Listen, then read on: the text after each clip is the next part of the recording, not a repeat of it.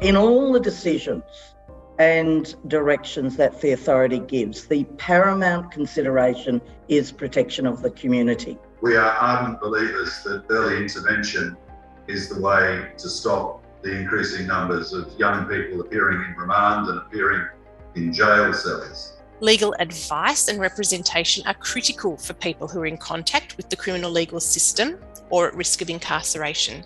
We're calling for reform to parole to better support women's rehabilitation and reintegration into the community. A sentence of 5 years on a piece of paper has a very different meaning to a person who's actually serving those 5 years. What are your thoughts on allowing a sex offender, upon being released, to an area where there is no police station for miles, in a remote rural area, and there's no phone reception? Obviously, our powers don't come into play until an offender is put on an order. Of all the sex offenders that are released, there's only about 130 of them who are subject to our orders. We would be given an e-scan that would have a very detailed, not only map of the area, but input by experts and other people who have looked at what the risks are and so on. Tests are done, and if it is not satisfactory, certainly I would expect Corrections Victoria to not endorse that e-scan, and we certainly wouldn't. In your initial remark, you mentioned a little bit about the Inside Out exchange program. What happens is that the outside students, university students, bring their textbook experience, and the inside students, they bring their lived experience. And for 13 weeks, they learn from each other. What I would like to know is how many students have been through this program and what have their outcomes been?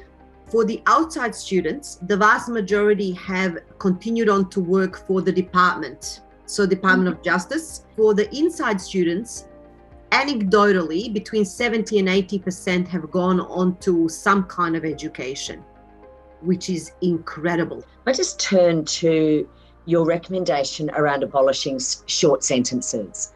Whether they're in the bail context or otherwise, short sentences remove the ability for really dedicated community rehabilitation services. And also they just prolong the question of housing for women who are vulnerable when they are released. What crimes would you deem to be suitable for the home detention program specifically? Offences punishable by 1 or 2 years of imprisonment, something like that. So fairly sort of light on, if I can put it that way. But do you think there's programs that we should be embedding in schools as early intervention? I really truly believe that. And I myself have worked at a primary school level with our Embrace program that we've implemented, and it actually really made a difference within a primary school setting and also within a high school setting. In my work with victims, often they will say that they're not able to have legal representation because the alleged offender has contacted that legal organisation and it becomes a conflict of interest. You've identified something that's a very big challenge for victims, which is where do they go when the services are for people who are offenders? So I do think that's a really good question. What can you tell us about the use of electronic monitoring in Australia, and how does it compare globally? The possibilities are enormous. You can really structure it based on what you are expecting from each person.